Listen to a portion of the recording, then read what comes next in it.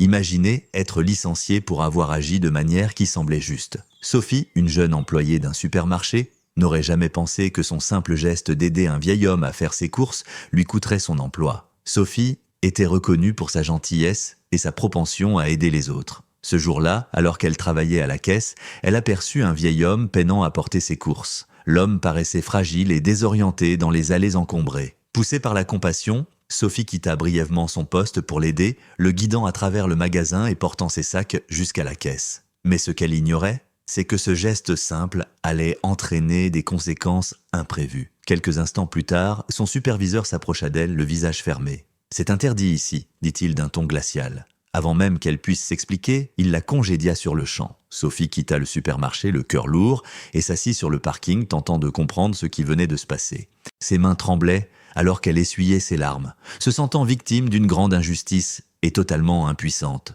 Cependant, elle ne se doutait pas que son acte de gentillesse ne passerait pas inaperçu. 30 minutes pile plus tard, un revirement inattendu était sur le point de se produire. Bienvenue sur notre chaîne, préparez-vous à découvrir une nouvelle histoire qui pourrait bien changer votre vision du monde. Cette histoire est devenue célèbre aux 4 coins du globe.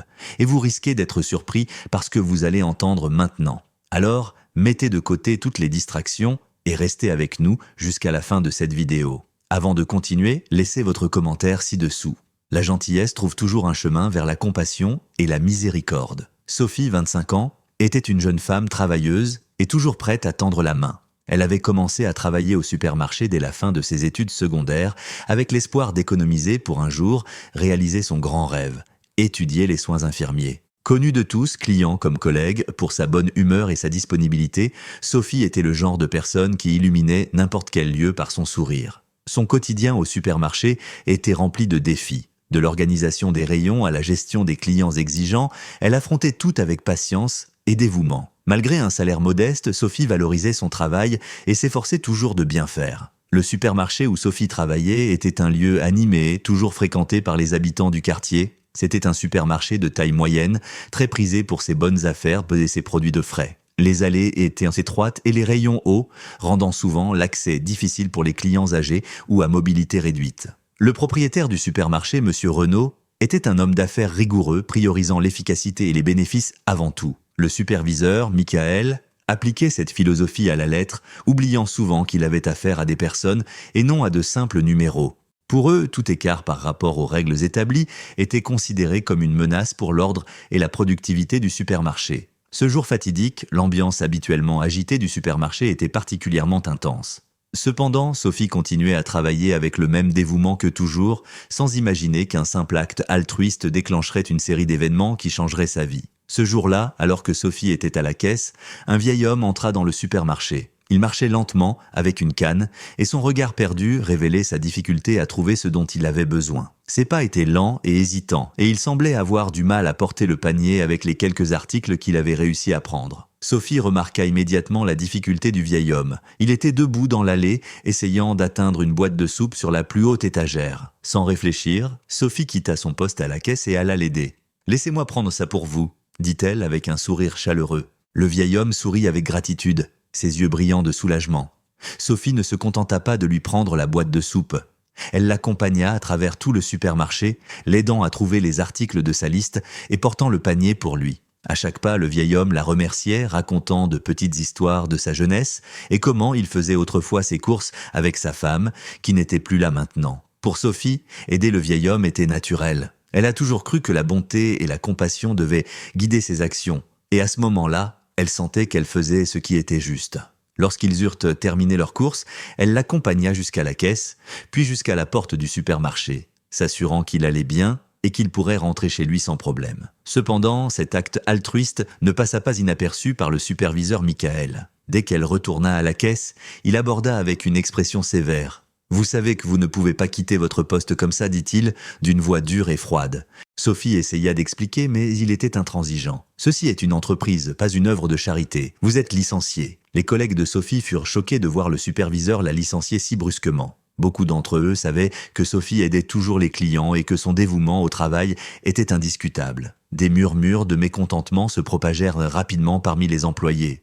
Certains tentèrent d'intervenir, mais Michael était décidé et intransigeant dans sa décision. « Ce n'est pas juste », murmura Grace.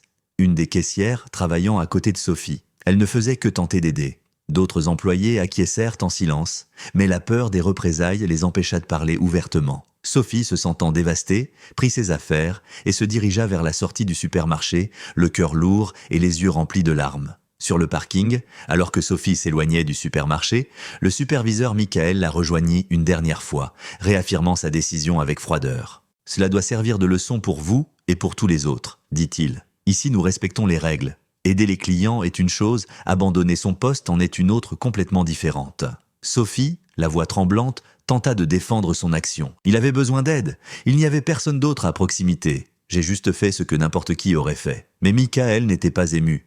Vous avez fait un mauvais choix, Sophie. Maintenant, payez-en le prix. Alors que Michael s'éloignait, Sophie resta debout un moment, se sentant totalement injustement traitée et sans direction. Elle regarda autour, voyant les clients entrer et sortir du supermarché, tous ignorants de ce qui venait de se passer. Elle s'assit sur un banc à proximité, essayant de comprendre la rapidité avec laquelle sa vie avait changé. Alors qu'elle aidait le vieil homme, Sophie savait qu'elle pouvait avoir des ennuis pour avoir quitté son poste, mais sa compassion l'avait emportée. Elle avait décidé qu'il était plus important d'aider cet homme dans son moment de besoin. Le vieil homme, dont le nom était Georges, avait du mal à porter ses courses, et Sophie ne pouvait ignorer sa difficulté. Elle l'avait guidé à travers les allées, l'aidant à prendre les articles dont il avait besoin et à porter ses sacs. « Merci ma fille !» dit Georges avec un sourire sincère. « Ma femme faisait toujours les courses, mais maintenant je suis seule. » Ces mots touchèrent profondément le cœur de Sophie. Elle s'efforça encore plus de s'assurer qu'il avait tout ce dont il avait besoin. Sophie ne se contenta pas de l'aider à prendre les articles des étagères de les plus hautes, mais aussi à choisir les produits les plus frais et à comparer les prix pour qu'ils puissent économiser. Lorsqu'ils arrivèrent à la caisse, Sophie l'aida à passer les courses et à emballer les articles, s'assurant que les articles les plus lourds étaient dans des sacs séparés pour faciliter le transport. Elle l'accompagna ensuite jusqu'à la porte du supermarché, où il la remercia encore une fois. « Vous avez un cœur en or, Sophie. Je n'oublierai jamais votre gentillesse. » Lorsque Sophie retourna à son poste, le superviseur Michael l'attendait, le visage sévère et les bras croisés. « Sophie, nous devons parler, dit-il d'une voix froide et contrôlée. Vous savez bien que vous ne pouvez pas quitter votre poste sans permission. » Sophie sentit une boule dans la gorge mais tenta d'expliquer. « Michael, Monsieur Georges, avait besoin d'aide. Il ne pouvait pas faire ses courses seul. J'ai juste fait ce que je pensais être juste. Il n'a personne pour l'aider. » Michael ne semblait pas ému. « Cela n'a pas d'importance. Les règles sont les règles. Tout le monde ici a des responsabilités et vous avez abandonné les vôtres. Nous ne pouvons tolérer ce genre de comportement. » Sophie ressentit l'injustice de cette situation. Michael, il était en réelle difficulté. Il aurait pu se blesser. Je ne pouvais pas simplement ignorer cela. Mais Michael était intransigeant. « Vous avez enfreint les règles et vous devez maintenant en assumer les conséquences. Vous êtes licenciée, Sophie. » Ces paroles tombèrent comme une bombe. Sophie resta abasourdie, ressentant un froid dans le dos. Tout ce qu'elle avait fait, c'était par compassion. Et maintenant, elle était punie pour cela. Les larmes aux yeux, elle retira son tablier, le remit à Michael et quitta le supermarché avec le cœur lourd, ne sachant pas quoi faire ensuite. Sophie quitta le supermarché encore sous le choc. Ses mains tremblaient alors qu'elle tenait son sac et son tablier. Elle marcha jusqu'au parking, sentant les larmes couler sur son visage. Le poids de l'injustice était écrasant. Elle avait toujours été une employée exemplaire, dévouée et attentionnée. Et maintenant, pour un acte de gentillesse, elle était sans emploi. Elle s'assit sur un banc à proximité, essayant de se calmer. Son téléphone vibrait avec des messages de soutien de certains collègues, mais cela ne soulageait guère la douleur qu'elle ressentait. Elle leva les yeux au ciel, cherchant de la force, et se demanda comment elle expliquerait à sa famille ce qui s'était passé. Son emploi au supermarché était crucial pour aider aux dépenses de la maison et économiser pour son rêve d'étudier les soins infirmiers. Alors qu'elle essuyait ses larmes, elle vit une silhouette familière s'approcher. C'était Monsieur Georges, marchant lentement, mais avec détermination. « Ma fille, que s'est-il passé ? » « Je t'ai vu sortir en pleurant, » demanda-t-il avec une inquiétude évidente sur son visage. Sophie tenta de sourire, mais la douleur était évidente. « J'ai été licenciée, Monsieur Georges, pour avoir quitté mon poste pour vous aider. Mon superviseur a pensé que je violais les règles. » Les yeux de Monsieur Georges se remplirent de tristesse et d'indignation. « C'est absurde. Tu ne faisais que faire une bonne action, comment peuvent-ils être si cruels ?» Sophie secoua la tête, essayant de garder son calme. « C'est comme ça que ça fonctionne ici. Les règles sont les règles, apparemment. » Monsieur Georges, avec un regard déterminé, lui prit la main. « Cela ne peut pas rester ainsi. Ils ne peuvent pas te traiter de cette manière pour avoir fait le bien. Nous allons régler ça. » Sophie sentit une chaleur réconfortante dans ces mots. Même face à l'adversité, la gratitude et le soutien de M. Georges lui donnaient un peu d'espoir. Ils ne savaient pas encore comment, mais ils étaient déterminés à lutter contre cette injustice. La nouvelle du licenciement de Sophie commença à se répandre parmi les clients du supermarché. Beaucoup d'entre eux avaient été témoins de sa gentillesse envers M. Georges et étaient indignés par la décision du superviseur. Des murmures de mécontentement résonnaient dans les allées alors que les gens commentaient l'injustice de la situation. « Elle a toujours été si attentionnée », dit une cliente, Laure, à une autre tout en mettant des fruits dans son panier. « Comment peuvent-ils la licencier pour avoir fait le bien ?»« C'est inacceptable », répondit une autre cliente Pierre. « Nous devons faire quelque chose à ce sujet. » Bientôt, une petite foule se forma près de la caisse où les clients commencèrent à demander des explications. Le superviseur Michael tenta de garder son calme, mais la pression croissante commençait à ébranler sa confiance. « Ce n'est pas votre affaire », dit-il, essayant de maintenir son autorité. « Les règles existent pour une raison. » Sophie, assise sur le banc à l'extérieur du supermarché, observait la scène sans savoir quoi faire. Elle se sentait perdue et désemparée. Son acte de gentillesse, qui aurait dû être une source de fierté, était devenu sa ruine. Les larmes continuèrent de couler sur son visage alors qu'elle pensait à comment expliquer la situation à sa famille. Elle regarda M. Georges, qui se tenait à ses côtés, essayant de penser à une solution. « Je ne sais pas quoi faire maintenant, Monsieur Georges, » avoua-t-elle. « Cet emploi était tout pour moi. » Le vieil homme serra sa main fermement, essayant de lui transmettre un peu de sa force. « Tu as fait ce qui était juste, ma fille, et nous trouverons un moyen de réparer cela. Ne perds pas espoir, la bonté trouve toujours un chemin. » Alors que Sophie essayait de se ressaisir, la foule de clients dans le supermarché continuait de grandir, montrant que l'injustice qu'elle avait subie ne passerait pas inaperçue. Le mécontentement grandissait et quelque chose de grand était sur le point de se produire. Alors que Sophie était assise sur le banc, le soleil commençait à se coucher, projetant une lueur dorée sur le parking. Elle ferma les yeux un instant, essayant de trouver la force en elle-même. Elle se souvint de toutes les fois où sa mère lui avait dit que la bonté revenait toujours à ceux qui la pratiquaient. « Fais le bien, peu importe les circonstances », disait sa mère.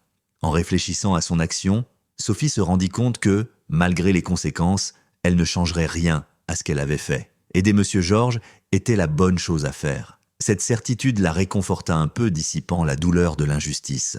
Elle sentit une nouvelle détermination grandir en elle. Elle décida qu'elle ne laisserait pas cet incident définir son avenir. Elle devait trouver un moyen de transformer cette situation. 30 minutes plus tard, Sophie était toujours sur le banc, se sentant un peu plus calme, mais sans savoir ce que l'avenir réservait. Soudain, elle vit une silhouette familière apparaître à la porte du supermarché. C'était le propriétaire du supermarché, M. Renaud, qui venait accompagné d'un homme grand et imposant que Sophie ne reconnut pas immédiatement. M. Renaud semblait inquiet, mais déterminé. Il s'approcha de Sophie avec l'homme à ses côtés et dit « Sophie, j'ai entendu ce qui s'est passé, cela ne peut pas rester ainsi. » Avant que Sophie ne puisse répondre, l'homme qui accompagnait M. Renaud s'avança. C'était le fils de M. Georges, un homme d'affaires respecté et influent dans la communauté. « Sophie, dit-il d'une voix calme mais ferme, j'ai entendu ce que tu as fait pour mon père. Je veux te remercier personnellement pour ta gentillesse et m'assurer que cette injustice sera corrigée. » Sophie était surprise et soulagée à la fois. Les choses commençaient à prendre un tournant inattendu. Elle n'était plus seule dans cette lutte. M. Renaud, le propriétaire du supermarché, semblait profondément préoccupé en écoutant le récit de Sophie et les plaintes des clients. Il savait qu'il devait prendre une décision rapidement pour résoudre la situation avant qu'elle ne cause plus de dégâts à la réputation du supermarché. Le fils de M. Georges, M. David, était un homme influent et connu pour son intégrité et son sens de la justice. Sa présence indiquait la gravité de ce qui s'était passé. M. Renaud se tourna vers Michael, le superviseur, qui était visiblement mal à l'aise. « Michael, explique-moi exactement ce qui s'est passé ici », demanda M. Renaud d'une voix ferme. Michael balbutia en essayant de justifier ses actions, mais il était clair que sa décision de licencier Sophie avait été précipitée et sans considération pour les circonstances. M. David, observant l'échange, intervint. « La bonté de Sophie envers mon père est quelque chose qui devrait être célébré, et non puni. Ce qu'elle a fait était un acte d'humanité et de compassion, et la licencier pour cela est simplement inacceptable. » M. Renaud réfléchit un moment, puis se tourna vers Sophie. « Sophie, je tiens à m'excuser pour ce qui s'est passé, c'était une erreur, et nous allons corriger cela immédiatement. » Il se tourna ensuite vers Michael. « Ton attitude était inacceptable. Les règles existent pour nous guider, pas pour punir la bonté. Je vais devoir réévaluer ta position ici. » Michael pâlit, réalisant la gravité de la situation. Les clients, qui s'étaient rassemblés autour de la scène, applaudirent la décision de M. Renaud. Sophie sentit une vague de soulagement et de gratitude. Sa bonté était reconnue et la justice semblait enfin triompher. Monsieur David s'approcha de Sophie et dit « Tu as montré qu'il y a encore de la bonté dans le monde. Des personnes comme toi font la différence et c'est pourquoi je suis ici pour m'assurer que cette différence ne soit pas ignorée. » Monsieur Renaud, touché par la situation, s'approcha de Sophie et posa une main réconfortante sur son épaule. « Sophie, tu as montré un cœur généreux et une éthique de travail qui va au-delà des règles. Je veux que tu saches que j'apprécie profondément ce que tu as fait. Ton emploi est en sécurité ici et je veux que tu continues à faire une différence dans la vie de nos clients. » Sophie ressentit une vague de soulagement et de gratitude inonder son cœur. Les larmes, auparavant de tristesse, étaient d'un maintenant de soulagement et de joie. « Merci, monsieur Renaud. Je voulais seulement aider, dit-elle, sa voix tremblant d'émotion. Monsieur David, le fils de monsieur Georges, sourit à Sophie. Tu mérites plus que simplement retrouver ton emploi. Des personnes comme toi sont rares, et ton acte de bonté a fait une grande différence dans la vie de mon père. » Sophie le regarda, surprise et reconnaissante. « J'ai seulement fait ce que toute personne aurait fait. Je suis heureuse que ton père aille bien. » Monsieur David continua. « Tu n'as pas seulement aidé mon père à faire ses courses, tu lui as donné dignité et respect à un moment où il en avait le plus besoin. C'est quelque chose que je n'oublierai jamais. » Monsieur Renaud, réalisant l'importance de renforcer une culture d'empathie et de compassion dans le supermarché, prit une décision ferme. « Sophie, je veux que tu saches que nous mettons en place de nouvelles politiques ici. Aider les clients sera encouragé et non puni.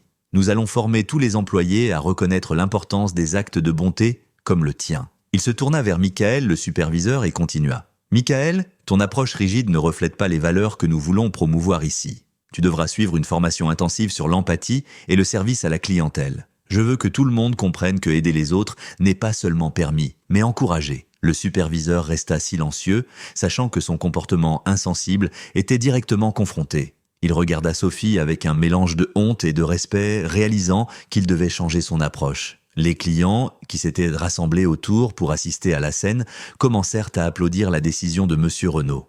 Beaucoup d'entre eux s'approchèrent de Sophie pour lui offrir des mots de soutien et de gratitude. « Tu as fait ce qui était juste, Sophie, » dit une cliente âgée. « Merci d'être si gentille. Nous avons besoin de plus de gens comme toi, » ajouta un autre client, serrant la main de Sophie. Sophie ressentit qu'elle avait trouvé non seulement justice, mais aussi une communauté qui valorisait ce qui était vraiment important. Le supermarché se remplit d'un nouvel esprit de camaraderie et de solidarité alors que tous réfléchissaient à l'impact positif qu'un simple acte de bonté peut avoir. Monsieur Renaud, avec un sourire encourageant, s'adressa à Sophie. « Je veux que tu saches que ton emploi est sécurisé et tu seras réintégré immédiatement. De plus, je te promets au poste de superviseur du service à la clientèle, ton empathie et ton dévouement sont exactement ce dont nous avons besoin pour améliorer notre service. » Sophie était stupéfaite. Elle n'aurait jamais imaginé que la situation pourrait prendre une tournure si positive. « Merci monsieur Renaud, cela signifie beaucoup pour moi, je promets de continuer à faire de mon mieux pour aider nos clients. » Monsieur David, le fils de monsieur Georges, s'approcha de nouveau. « Et ça ne s'arrête pas là, Sophie. Je veux que tu saches que notre famille est également reconnaissante pour ce que tu as fait. Tu es un exemple de la manière dont la bonté et l'empathie peuvent changer des vies. » Sophie sentit les larmes de joie couler sur son visage. Ce moment n'était pas seulement une victoire personnelle, mais aussi une preuve que les actions altruistes peuvent avoir des conséquences profondes et positives. Alors que Sophie et monsieur Renaud discutaient, monsieur David demanda la permission de parler. « Je suis David Costa, le fils de monsieur Georges. Ma famille a toujours cru que les actes de bonté et de générosité sont essentiels pour une société meilleure. Sophie, ton attitude envers mon père n'est pas passée inaperçue, et je veux te remercier personnellement de manière plus tangible. » Il fit signe à quelqu'un qui se tenait à l'extérieur du supermarché. À la surprise de tous, une équipe de tournage entra, accompagnée d'un journaliste. Nous avons décidé de partager cette histoire avec la communauté pour montrer qu'il y a encore des gens qui font la différence. De plus, je veux t'offrir une bourse d'études. Sophie, pour que tu puisses poursuivre ton rêve d'étudier les soins infirmiers. Ta bonté mérite d'être récompensée. Le supermarché se remplit de murmures d'admiration et d'applaudissements. Sophie sans voix regarda David, sentant une immense gratitude. Je ne sais pas comment suffisamment te remercier. C'est plus que ce que j'aurais pu imaginer. Merci, vraiment ?» David sourit. « C'est le minimum que nous puissions faire. Ton histoire doit être racontée pour inspirer les autres à être gentils et compatissants. » Alors que l'équipe de tournage commençait à installer son matériel, les clients et les employés du supermarché se rassemblèrent autour, curieux de savoir ce qui se passait. David, avec un micro à la main, regarda la foule et commença à parler. « Aujourd'hui, nous sommes ici pour reconnaître un acte de bonté, qui a profondément touché notre famille. Voici Sophie, une jeune employée de ce supermarché qui a été injustement licenciée pour avoir aidé mon père, Monsieur Georges, à faire ses courses. Mais l'histoire ne s'arrête pas là. David fit une pause dramatique, regardant autour de lui, s'assurant que tout le monde écoutait attentivement. Ce que beaucoup d'entre vous ne savent pas, c'est que mon père, malgré son apparence humble, est un homme de grande influence et de respect dans notre communauté. Il a toujours cru que la véritable richesse réside dans la manière dont nous traitons les autres, et Sophie l'a parfaitement illustré. Des murmures de surprise se répandirent dans le supermarché. Les gens commencèrent à réaliser que cet homme âgé avait une histoire bien plus profonde qu'il n'y paraissait. Michael, le superviseur, semblait de plus en plus mal à l'aise, réalisant la gravité de sa décision précipitée. Michael, le superviseur, sentait son visage brûler de honte en écoutant David parler. La réalisation qu'il avait commis une grave erreur pesait lourdement sur ses épaules. Il regarda Sophie, qui était maintenant louée et reconnue, et ressentit un mélange de regret et d'admiration. Il fit un pas en avance, adressant à David et à la foule. « Je voudrais dire quelques mots », commença Michael, la voix tremblante. « J'ai commis une erreur en licenciant Sophie. J'ai été précipité et insensible, et je tiens à m'excuser auprès d'elle, de Monsieur Georges et de vous tous. Sophie, tu as montré un cœur que beaucoup d'entre nous devraient aspirer à avoir. » La foule resta silencieuse un moment, absorbant les mots de Michael. Monsieur Renaud, le propriétaire du supermarché, hocha la tête en signe d'approbation. « Michael, il est important de reconnaître nos erreurs et d'apprendre d'elles. Ce qui compte maintenant, c'est comment nous allons avancer. » David, observant la sincérité de Michael, décida d'intervenir. « Michael, nous commettons tous des erreurs. L'important est que tu sois prêt à apprendre et à changer. Je crois que cette expérience sera un tournant pour nous tous ici. » Michael, visiblement soulagé, remercia d'un signe de tête. Il se tourna vers Sophie. « Sophie, j'espère que tu accepteras mes excuses et comprendras que j'avais tort. Je promets de travailler pour devenir un meilleur superviseur et plus compréhensif. » Sophie, avec sa nature gentille, sourit et répondit « Bien sûr, Michael, nous sommes tous ici pour apprendre et grandir. Faisons de ce supermarché un meilleur endroit ensemble. » Avec les excuses de Michael acceptées, David décida qu'il était temps de souligner l'importance de l'action de Sophie et comment elle avait profondément impacté sa famille. « Sophie, ta bonté envers mon père était plus qu'un simple acte d'aide. C'était un geste d'humanité qui a montré à nous tous le pouvoir de vraiment se soucier des autres. » Il fit une pause, regardant la foule rassemblée. « Aujourd'hui, nous voulons exprimer notre gratitude d'une manière spéciale. Au nom de ma famille, je voudrais offrir à Sophie une bourse d'études pour qu'elle puisse poursuivre son rêve de devenir infirmière. Des personnes comme elle méritent toutes les opportunités pour grandir et continuer à répandre la bonté dans le monde. » Les larmes revinrent dans les yeux de Sophie, cette fois de joie et de gratitude. Je ne sais pas comment suffisamment remercier. Cela signifie énormément pour moi. Je promets de continuer à me consacrer à mes études et à mon travail pour honorer cette opportunité. Les applaudissements retentirent dans le supermarché, les clients et les employés célébrant le moment. Richard, ému, se joignit également à l'hommage. « Sophie, tu es un exemple pour nous tous. Travaillons ensemble pour faire de ce supermarché un endroit où la bonté et l'empathie sont toujours valorisées. » Avec la décision de Monsieur Renaud de transformer la culture du supermarché, la nouvelle se répandit rapidement dans la communauté. Les clients, qui avaient déjà un grand respect pour Sophie, voyaient maintenant le supermarché sous un nouveau jour. Le supermarché devint un symbole de changement positif et de compassion, attirant plus de gens qui voulaient faire partie de cette nouvelle philosophie. Les journaux locaux et les émissions de télévision commencèrent à couvrir l'histoire, mettant en lumière l'impact de la bonté de Sophie et la réponse inspirante du supermarché.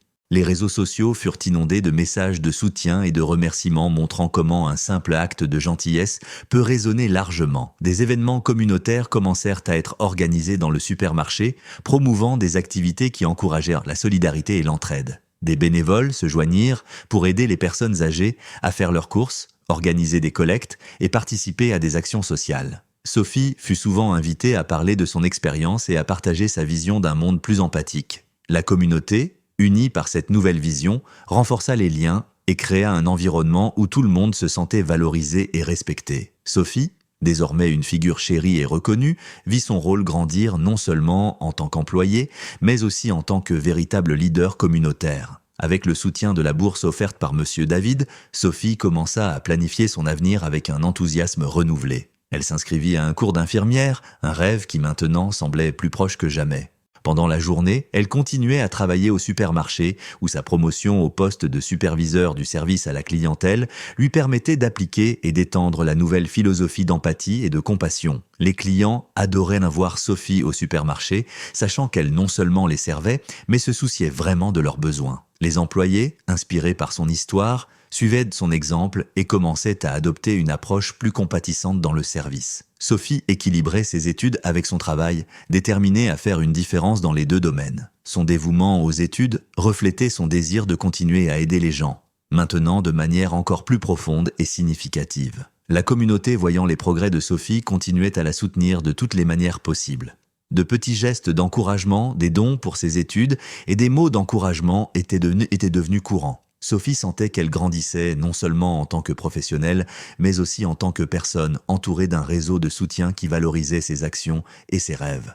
Le supermarché, de son côté, connut un essor sans précédent. Les ventes progressèrent et l'atmosphère de travail devint plus positive et accueillante.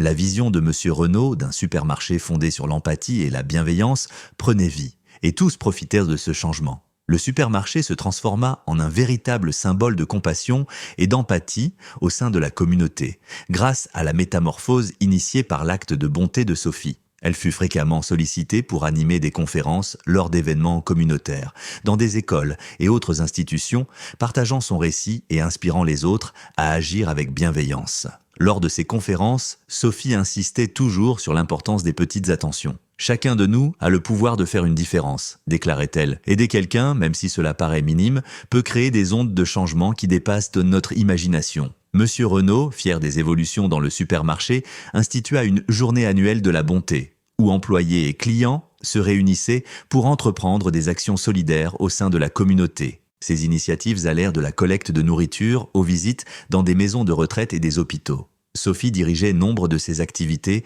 toujours avec le même sourire sincère et chaleureux qui avait conquis tout le monde depuis le début. L'histoire de Sophie n'était pas seulement celle d'une jeune femme qui a affronté l'injustice et triomphé, mais aussi celle du pouvoir transformateur de la bienveillance. Le supermarché, qui autrefois l'avait licenciée pour avoir aidé un vieil homme, prospérait désormais comme un exemple d'empathie et de service à la communauté. Sophie, aujourd'hui une étudiante dévouée en soins infirmiers et une superviseure respectée, continuait d'inspirer tous ceux qui l'entouraient. Son parcours démontrait qu'un simple geste de compassion pouvait déclencher une chaîne d'événements positifs, impactant la vie de nombreuses personnes. La communauté se renforça, unie par des valeurs de solidarité et de respect. Le supermarché prospéra, non seulement sur le plan commercial, mais aussi en tant que phare d'espoir et d'humanité. Et Sophie, la jeune employée qui voulait simplement faire le bien, devint un symbole que la bonté trouve toujours son chemin. L'histoire de Sophie nous rappelle à tous que, peu importe la taille de nos actions, elles ont le pouvoir de changer le monde. Et dans un supermarché où l'empathie est devenue la norme, la véritable richesse se mesurait non pas en argent, mais en vies touchées et en vies améliorées. Si vous êtes arrivé jusqu'ici et avez compris la leçon de cette histoire, laissez un commentaire ci-dessous. Mon petit acte de bonté peut changer le monde. J'espère que cette histoire a touché votre cœur. Dites-moi ce que vous en avez pensé et commentez également ci-dessous. Je suis arrivé jusqu'à la fin pour que je vous connaisse. Si vous avez été ému par cette histoire, n'oubliez pas de laisser un like, de vous abonner à la chaîne et d'activer la cloche pour ne manquer aucune de nos prochaines vidéos. Profitez également de l'occasion pour regarder d'autres vidéos de notre chaîne qui toucheront également votre cœur et inspireront votre vie. Votre participation est très importante pour que nous puissions continuer à apporter plus d'histoires inspirantes comme celle-ci. Merci de regarder et à bientôt.